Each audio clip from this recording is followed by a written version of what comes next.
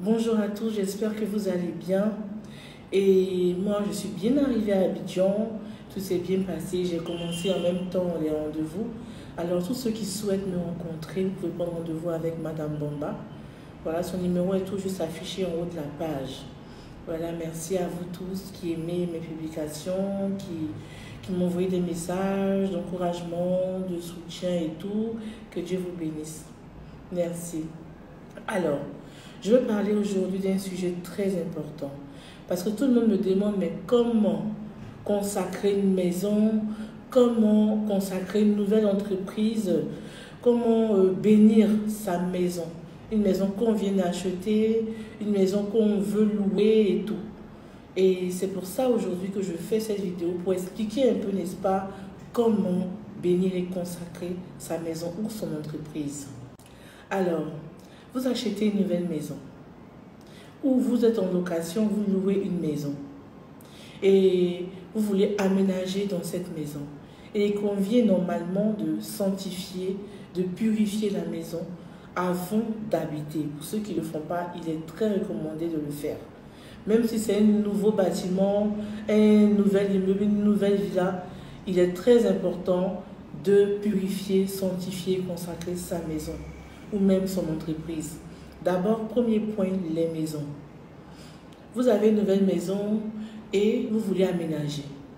Alors, comment consacrer? La première des choses qu'il faut faire déjà, c'est acheter un nouveau balai. Pas prendre un ancien balai qui a servi dans l'autre maison.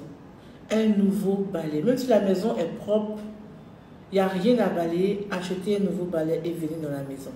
J'ai fait une vidéo sur le balai, le secret spirituel du balai. Alors tous ceux qui n'ont pas encore vu cette vidéo, je vous conseille d'aller la voir. Voilà, c'est sur ma page, voilà, où il y a les vidéos. Donc vous allez prendre votre balai. Pourquoi le balai? Parce que le balai est un instrument déjà qu'on utilise pour pouvoir nettoyer, balayer, enlever tous les déchets physiques de la maison, toutes les saletés, les poussières et tout de la maison. Et en le faisant aussi, le balai aussi, il enlève aussi tout ce qui est énergie négative dans la maison. Voilà, ce balai, c'est comme ça qu'il est. Il fait son travail physique et aussi son travail spirituel. Mais c'est à vous de donner l'intention que vous voulez, c'est-à-dire à vous de dire, voilà, je veux enlever maintenant les énergies négatives. Et le balai exécute vos pensées. Parce qu'il est fait pour nettoyer. Il est fait pour pouvoir désenvoûter aussi. Alors, quand tu vas prendre le balai pour balayer la maison, tu dois mettre l'intention que je balaye les déchets physiques, mais aussi les déchets spirituels de ma maison. Voilà, j'ai beaucoup expliqué ça dans la vidéo. Vous pouvez aller voir. Donc, vous allez prendre votre balai et commencer à balayer les murs de la maison. En haut, d'en haut jusqu'en bas. Et vous allez émettre cette intention dans le cœur. Je suis en train d'enlever tout ce qui est énergie négative dans cette maison.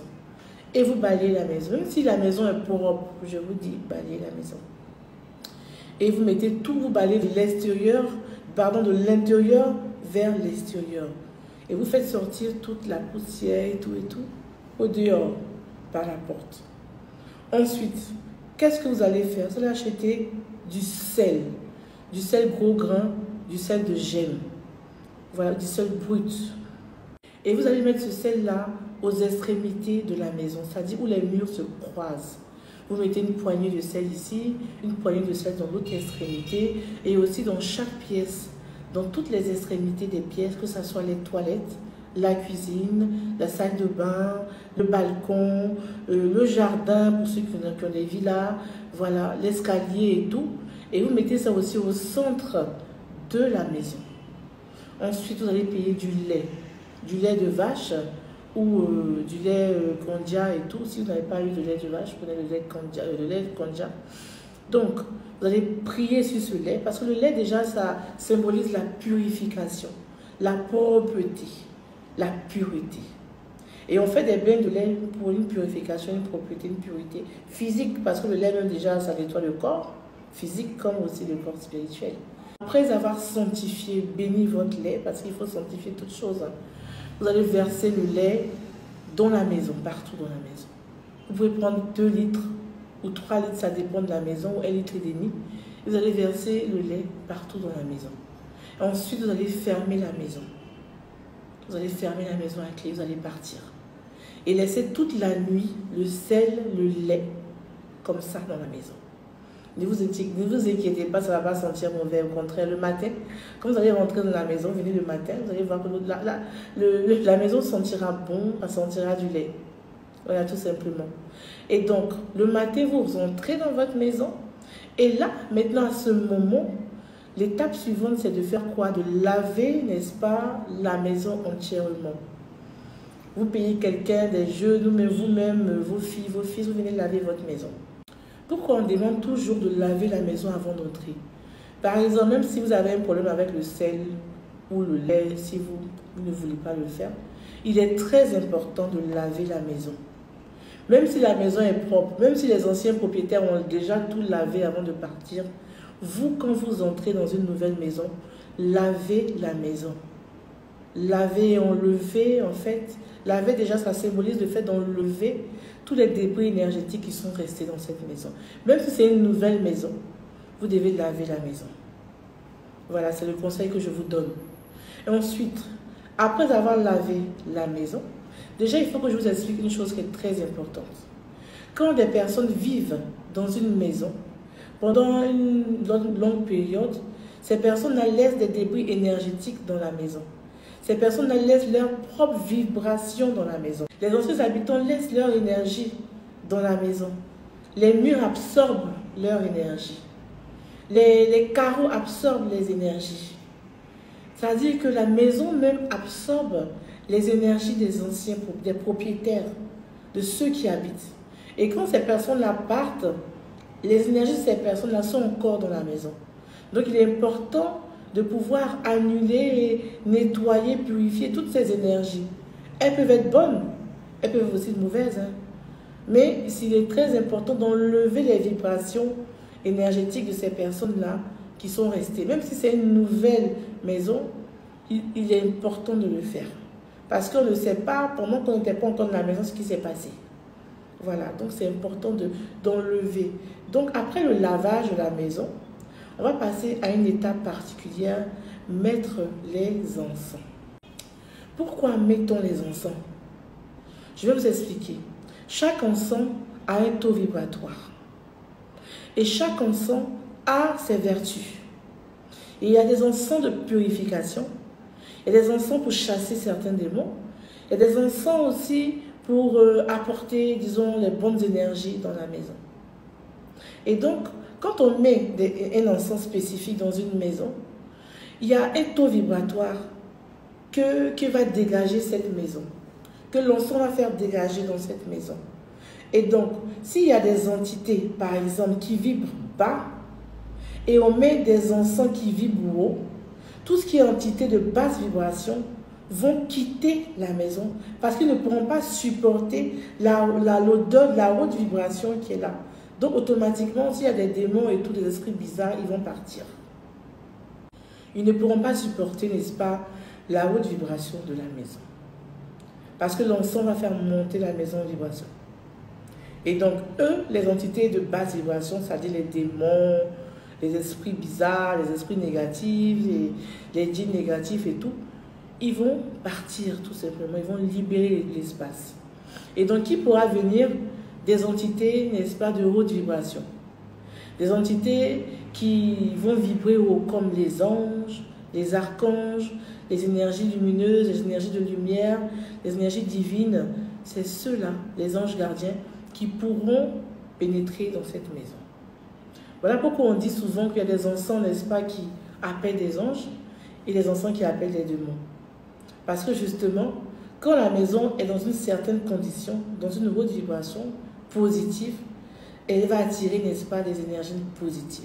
Mais quand vous mettez par exemple des encens qui ont un taux vibratoire assez bas, elles vont attirer les démons, elles vont attirer les djinns, elles vont attirer beaucoup d'énergie basse en fait. Parce qu'elles vibrent bas, elles vibrent moins. Et oui, il y a des encens qui attirent des mauvaises énergies. Il y a des encens qui attirent de bonnes énergies. Par exemple, il y a des encens qui aident à la purification, comme la sauge, comme le benjoin, comme le palo santos, comme le santal. Il y en a plein.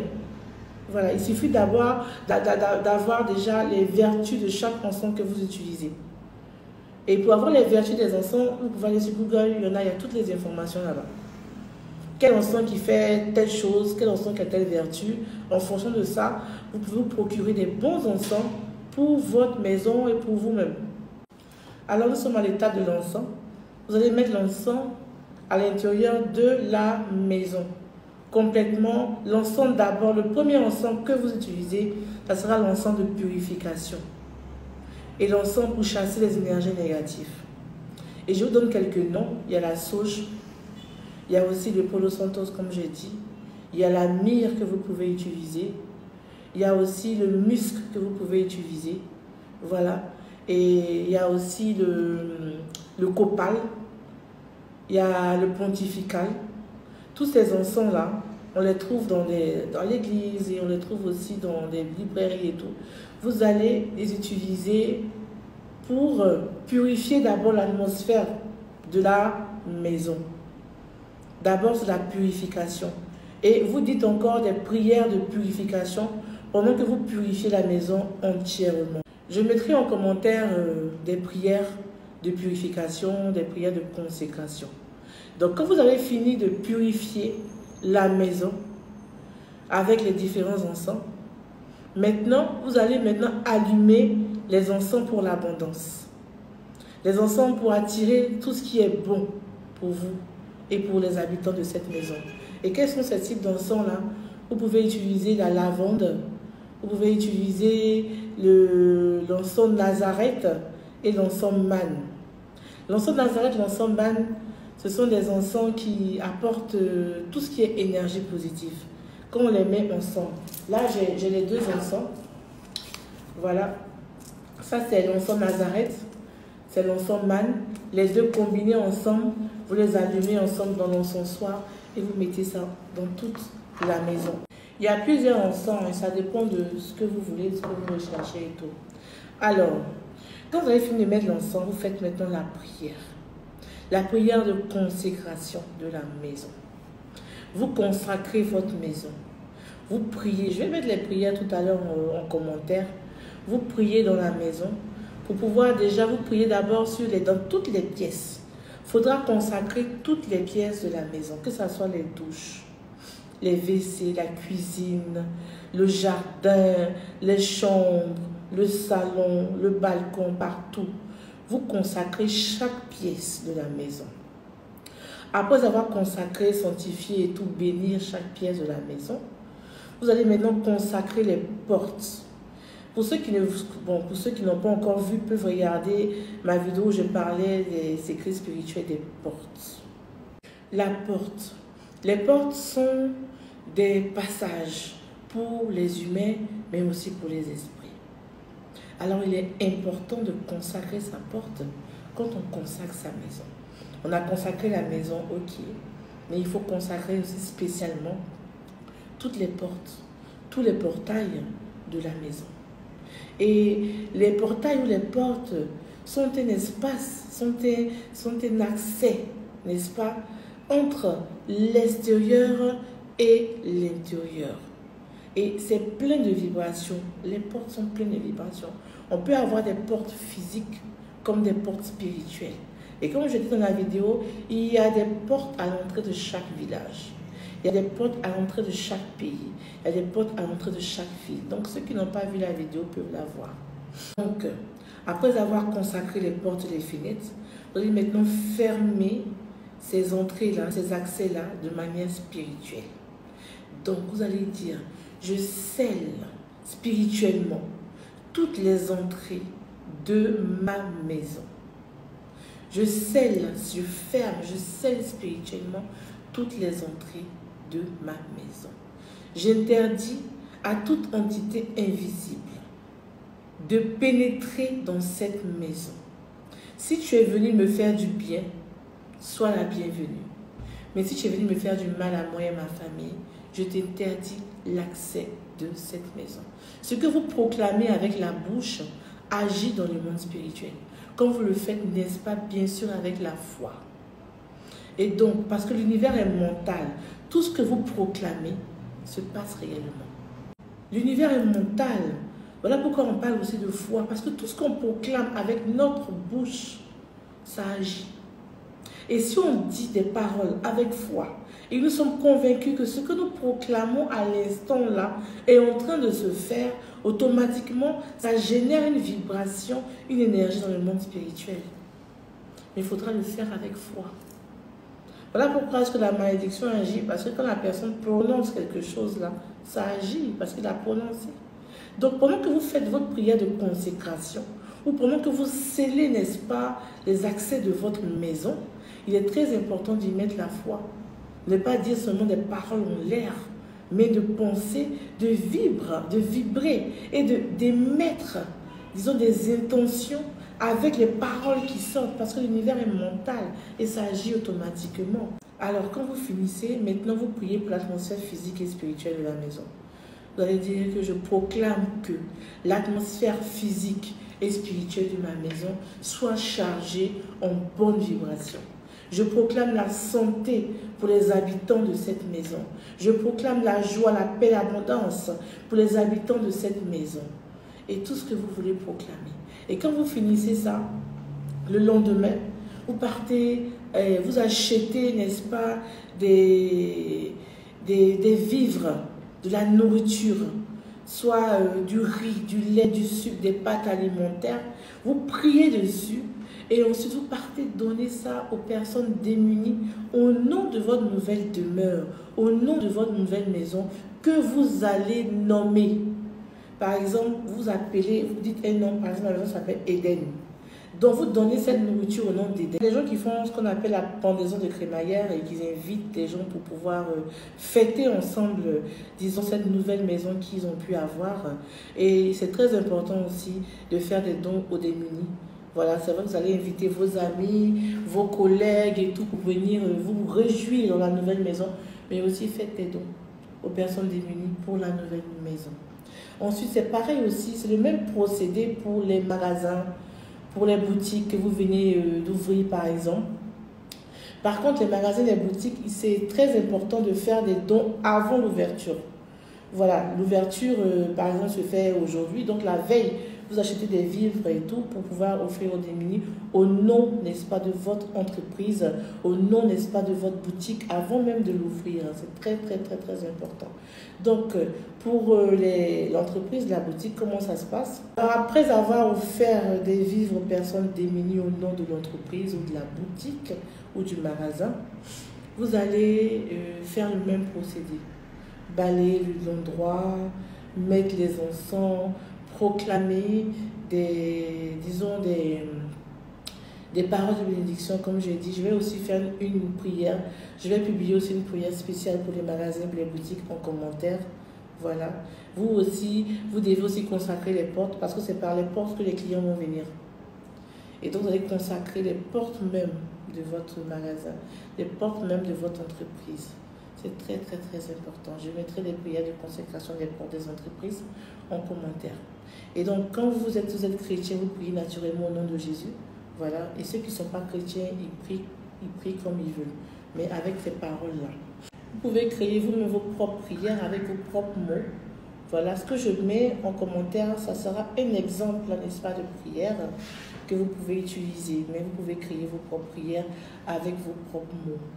Alors, concernant les encens, dans l'entreprise et dans les magasins, dans les boutiques, tout ce qui est commercial, vous devez utiliser l'encens manne et Nazareth.